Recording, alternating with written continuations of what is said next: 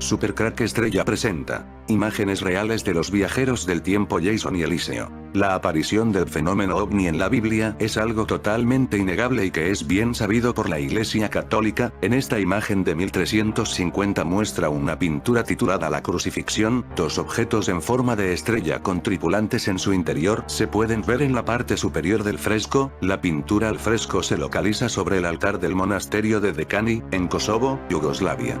La pregunta es quién dio la orden y por qué fueron pintadas estas figuras. En este cuadro podemos ver al viajero del tiempo de caballo de Troya Eliseo, que habla por un teléfono móvil junto al mayor Jason. He retocado y sobrepuesto imágenes para entender mejor lo que estamos viendo.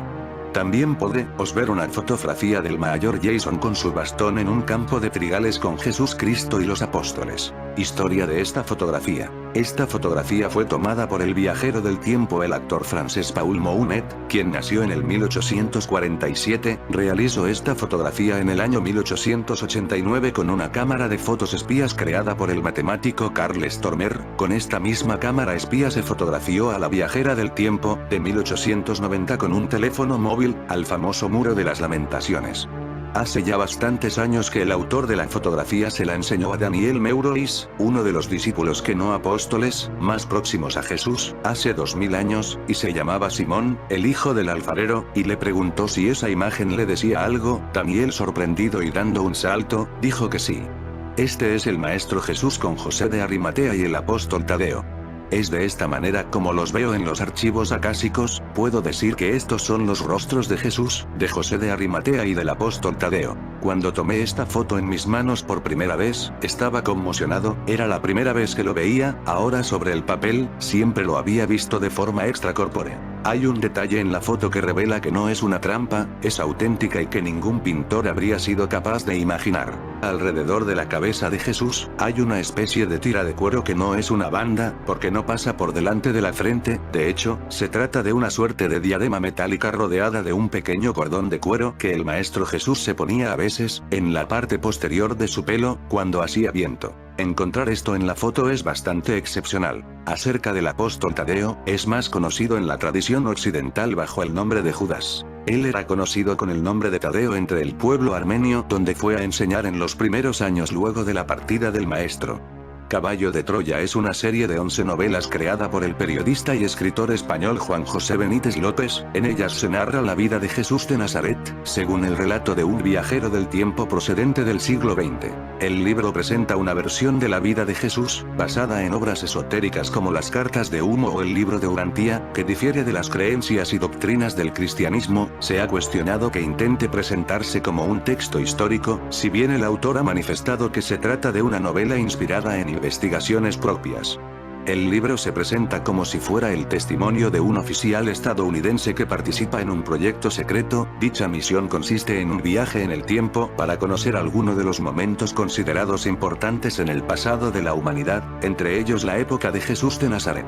Las novelas describen las andanzas del viajero temporal junto a Jesús, quien es retratado como un individuo jovial y alegre, gustoso de ofrecer sus profundas enseñanzas espirituales a quien desee escucharlas. El mayor, conocido como Jasón por los habitantes de la época, junto con su compañero, de nombre Eliseo, van dejando atrás su inicial escepticismo, convirtiéndose poco a poco al mensaje de Jesús.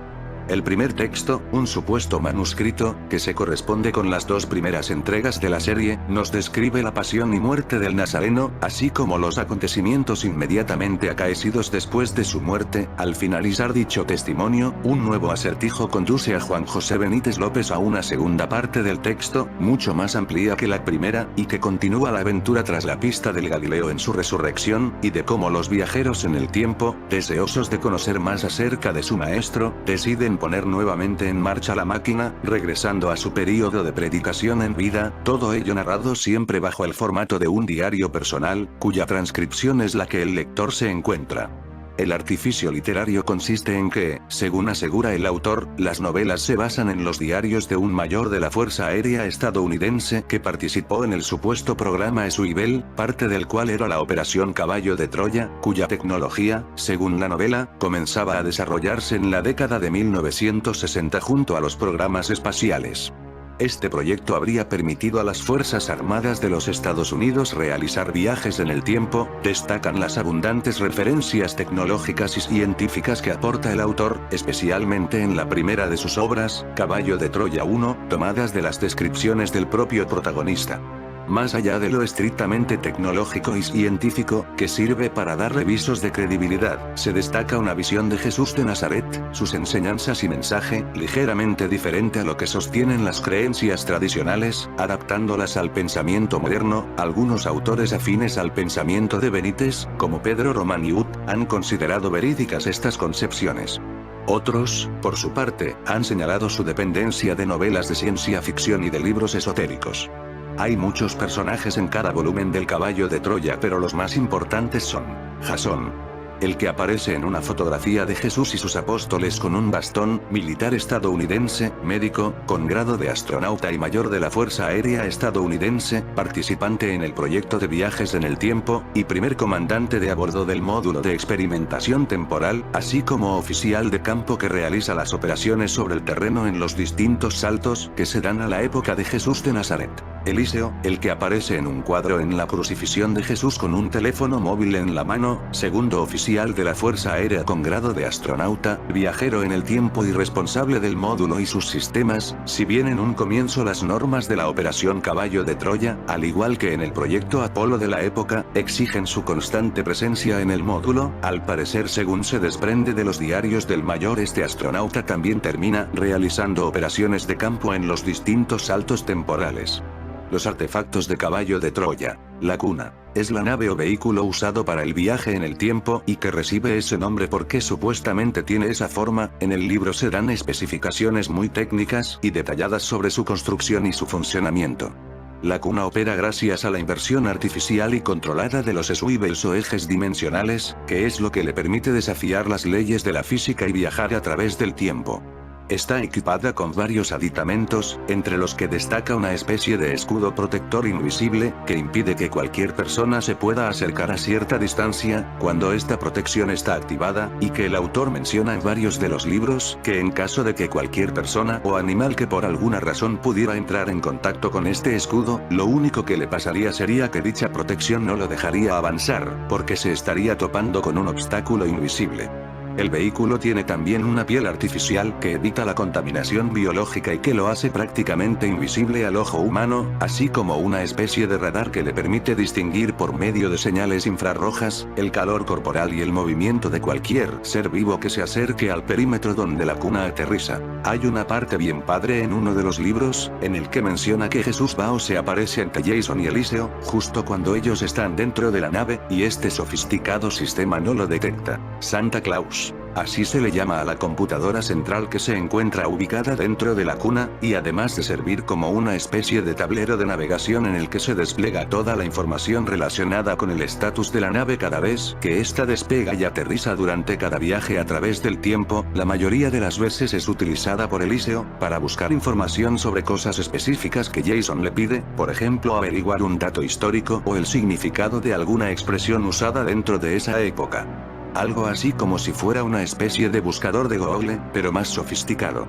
Además de que también le sirve para almacenar e interpretar toda la información que se ha ido recopilando en cada uno de estos saltos en el tiempo, como les llaman ellos, a través de otros artefactos que detallaré en este video de Supercrack Estrella. Conexión auditiva. Es como una especie de chip o apuntador que Jason lleva siempre en el interior de uno de sus oídos y con el que puede establecer comunicación desde el exterior y a grandes distancias con la cuna. Aunque este artefacto es prácticamente invisible a la gente de esa época con la que él se relaciona, a lo largo de la historia y como medida de precaución, Jason finge todo el tiempo una leve sordera cada vez que necesita comunicarse con Eliseo. La vara de Moisés. Es un bastón o cayado, que recibe su nombre precisamente por hacer alusión al que era utilizado por Moisés, y que Jason lleva siempre consigo. En la época en la cual se ubica cronológicamente este viaje en el tiempo, era muy común que las personas lo utilizaran. No sé si era de uso exclusivo para hombres, pero era una herramienta muy útil si tomamos en cuenta que en ese tiempo, para desplazarse de un lado hacia otro, había que recorrer grandes distancias a pie y algunas veces atravesar caminos muy sinuosos, por lo que esta especie de bastón era muy útil para apoyarse en zonas montañosas y terrenos muy accidentados. En el caso de Jason, además de ser parte también de los accesorios que forman parte de su vestuario, es una herramienta disfrazada que cuenta con 4 canales de filmación, para captar imágenes y sonido, como una especie de cámara de video camuflajeada. Rayo láser o sensor, del que Jason se ha servido para captar y analizar cada una de las apariciones de Jesús después de la crucifixión. Una especie de rayo o descarga eléctrica, que sirve para defenderse de posibles ataques de animales y que es inofensivo, porque su único efecto es que paraliza en forma momentánea. Sandalias, elaboradas con material de esparto trenzado en las montañas turcas de Ankara y que fueron acondicionadas con un microcontador de pasos, con su correspondiente cronómetro digital, además de ser parte del atuendo que Jason utiliza. Los dispositivos con los que estas sandalias cuentan, sirven para medir las distancias recorridas en las duras caminatas por el territorio de Israel del año 30, el tiempo invertido y hasta las calorías empleadas en cada desplazamiento. Este calzado también cuenta con otros 2 aditamentos que le permiten: 1. Tener la capacidad para elevar la temperatura del pie en situaciones de extrema inclemencia. 2. Transmitir impulsos electromagnéticos, a través de un microtransmisor, que se convierten en una señal que puede ser captada por la vara de Moisés y que al ser amplificada y transportada a la distancia, es de gran utilidad para que Eliseo, desde la cuna, pueda seguir los pasos de Jason a través del radar. Crótalos. Son como una especie de lentes de contacto, de los que Jason se sirve para poder ver en la oscuridad, ya que permiten detectar siluetas humanas a través del calor, algo así como lo que usaban los robots en Terminator, y no estoy muy segura si sirven también para obtener información parcial sobre el estado físico de los órganos internos de las personas que se analicen estando delante de Jason con este aditamento ocular puesto. Piel de serpiente. Este aditamento está bien padre. Es una especie de capa protectora que Jason, antes de salir de la nave, tiene que ponerse a través de un proceso de una tobera de aspersión sobre el cuerpo desnudo, y que al formar una especie de piel artificial y milimétrica, es capaz de protegerlo no solo de una posible agresión bacteriológica, sino de hacerlo inmune a los golpes, cosa de la que él se sirve en algunas ocasiones, causando el asombro y terror de las personas de esa época, quienes eran demasiado supersticiosos. Aunque esta segunda piel puede adherirse a la totalidad del cuerpo, la indumentaria de Jason limitó su uso y él únicamente fue cubierto con esta especie de coraza transparente y de extrema elasticidad, únicamente en el tronco, vientre, genitales, espalda, base del cuello y la nuca. Un dato muy interesante que el autor menciona es que este eficaz traje protector algún día será de gran utilidad para los astronautas, submarinistas, etc., ya que puede resistir, tal y como si fuera una especie de chaleco antibala, impactos como el de un proyectil, a 20 pies de distancia, sin interrumpir por ello el proceso normal de transpiración y evitar además, la filtración a través de los poros de agentes químicos o biológicos. Creo que estos son algunas de las herramientas más importantes de las que Jason se sirve durante esa fascinante aventura en el tiempo. Entre las cosas que carga está también una especie de bolsa, que no sé si la lleva escondida dentro de la túnica o como una especie de morral exterior, y en la que él carga una serie de botiquín de primeros auxilios y en el que, disfrazados en forma de ampolleta de barro, carga diversas sustancias medicinales. Como en esa época esas cosas no existían, el equipo encargado de esa misión determinó disfrazarlas de esa manera para que él pueda utilizarlas sin llamar demasiado la atención. Es muy curioso que aunque para la misión queda establecido que él se haga pasar por un comerciante griego en vinos y maderas, finalmente su condición real de médico, o rofe, como les llamaban en ese entonces, sale a relucir en cuanto empieza a relacionarse con la gente de esa época y a pesar del estricto código que le exige no intervenir o realizar cualquier acción que pueda alterar el curso de la historia. Jason no consigue ser indiferente y a lo largo de la historia suceden varios incidentes que en más de una ocasión lo llevan a cuestionarse su capacidad para ser imparcial. Ya que hablo en específico de Jason, el protagonista de esta historia, algo que también por cuestión de espacio nunca mencioné en las reseñas que van hasta ahorita en el blog, es que este personaje es muy interesante, porque aunque al principio de la historia, JJ Benítez lo muestra como un militar de aviación norteamericano retirado, durante sus andanzas con la gente de esa época, y más aún, después de encontrarse con Jesús de Nazaret, este autor nos devela a un personaje sumamente cálido, en el sentido de que al ser un investigador profesional, que por la naturaleza de la misión tiene que ser imparcial, él mismo se va descubriendo como un hombre sumamente sensible, que se conmueve con las cosas más simples, al que le indignan las injusticias y que además es sumamente caballeroso, algo que llama mucho la atención de algunas de las mujeres de esa época. Jason, soy tu fan. Para los creyentes de los viajes en el tiempo, existe una historia que ha sido debatida como un hecho histórico o una simple leyenda sorprendente. El proyecto Caballo de Troya y la posibilidad de un salto temporal real. Este hecho se encuentra narrado en un libro en formato de serie o saga de 10 novelas, escrito en el año 1984 por un polémico autor de origen español, quien además de escritor, periodista, es un afamado ufólogo. JJ Benítez nos narra las peripecias y los momentos de angustia que tuvo que superar para poder obtener la información confidencial que un piloto de la Fuerza Aérea de los Estados Unidos había dejado en una forma un tanto difícil de encontrar, y solo sería posible después de descifrar unas claves. Una vez recuperada la información escrita en un diario, Benítez transcribe su contenido como una aventura que comienza cuando el piloto ingresa en un proyecto denominado Caballo de Troya, que consiste en una máquina para viajar en el tiempo. Se transportan al año 30 de nuestra era, en Jerusalén. Su misión sería obtener material que conste lo que realmente pasó durante los días en que Jesús y sus seguidores gozaron y sufrieron su llegada a Jerusalén y su persecución en Tierra Santa por los sacerdotes judíos de aquella época, para eliminar al que llamaban ellos el impostor por autoproclamarse hijo de Dios. Al compartir todas estas vivencias, el piloto nos narra cómo su escepticismo religioso dio un giro después de convivir y dialogar con Jesús de Nazaret, Washington. En el Cementerio Nacional de Arlington, frente a las 3 tumbas de los soldados desconocidos y del rústico enlosado bajo del que reposan los restos del presidente John F. Kennedy, tratando de descifrar la clave que el mayor me había entregado. A 5 metros de las tumbas un soldado hacía guardia con fusil al hombro. En la tumba se alcanzaba a leer lo siguiente: aquí reposa gloriosamente un soldado de los Estados Unidos que solo Dios conoce. ¿Estará ahí la clave? El mayor hacía referencia de un soldado. El centinela que vela ante la tumba te revelará el ritual de Arlington, México DF. Antes de continuar les diré cómo conocí al mayor. En abril de 1980, di una conferencia por televisión en la Ciudad de México. Había escrito un libro sobre los descubrimientos hechos por la NASA a la Sábana Santa de Turín, y en peculiar hice referencia a cómo había sido torturado Jesús de Nazaret. De regreso en mi hotel recibí una llamada.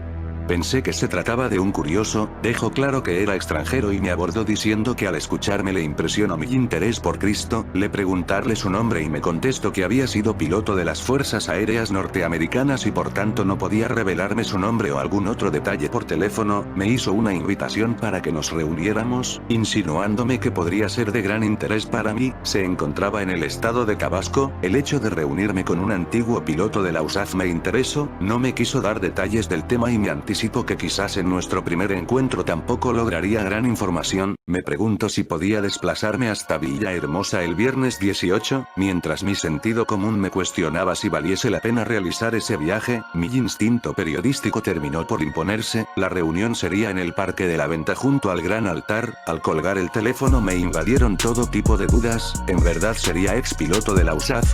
¿Tendría que ver con algún caso ovni? ¿Qué tiene que ver mi interés por Cristo?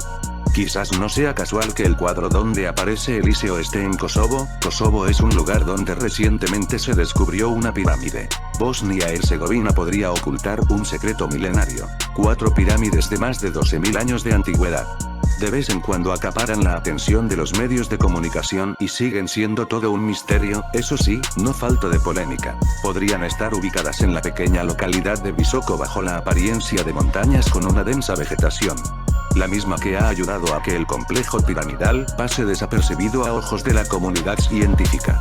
Así que tenemos cuadros de viajeros del tiempo y pirámides, sin duda tecnología de los ángeles caídos. Hasta 2005, cuando se convirtieron en noticia a raíz de una campaña mediática promovida por el empresario bosnio Semiros Manajic. El empresario y, según el propio bosnio, arqueólogo, aseguró entonces que bajo un grupo de colinas del valle de Visoko se escondía ese complejo piramidal y que, además, estaba interconectado mediante una red de túneles subterráneos. Las pirámides en cuestión miden 30 kilómetros y están situadas a unos 24 kilómetros al noreste de Sarajevo. Semiros Manajic, el Indiana Jones bosnio. Osmanajic se considera a sí mismo arqueólogo, un calificativo que se ha encargado de utilizar para dirigirse a sí mismo. no posee formación alguna como arqueólogo o científico, pero sí un doctorado en ciencias sociales. Osman Agil no solo asegura haber descubierto 4 pirámides, sino que se ha afanado por promover el turismo en la región con el foco puesto en sus 4 pirámides, que cuentan con su propia página web. Osman Agil es el propietario de una empresa de construcción afincada en Texas, Estados Unidos, donde reside actualmente. Su tesis sostiene que tanto las pirámides mesoamericanas como las egipcias son obra de las mismas personas que construyeron las 4 pirámides de Bosnia-Herzegovina y que el complejo piramidal podría ser, según sus palabras, la madre de todas las pirámides. El arqueólogo inició en 2006 su plan para restaurar la cima de la Pirámide del Sol, asegura que es la más importante de las 4 y que mide 360 metros de altura. Más que la Pirámide de la Luna, la del Amor y la de la Tierra, nombres con los que decidió bautizarlas, la campaña de propaganda de Osman Agil había comenzado incluso antes de que lo hiciesen las excavaciones, y no sin éxito. El gobierno bosnio le proporcionó entonces los fondos necesarios para seguir con los trabajos de excavación en la región de Visoko. El empresario y arqueólogo aseguraba que, con el paso de los siglos, algunas de las pirámides habían perdido su forma y que la maleza no permitía apreciar su geometría, por lo que era necesario desenterrarlas. La decisión del gobierno bosnio levantó ampollas en la Asociación Europea de Arqueólogos, que se vio obligada, en 2006, a redactar un manifiesto en contra de la atrevida decisión del gobierno. En fin amigos de Supercrack Estrella, si el video te gustó pulgar arriba.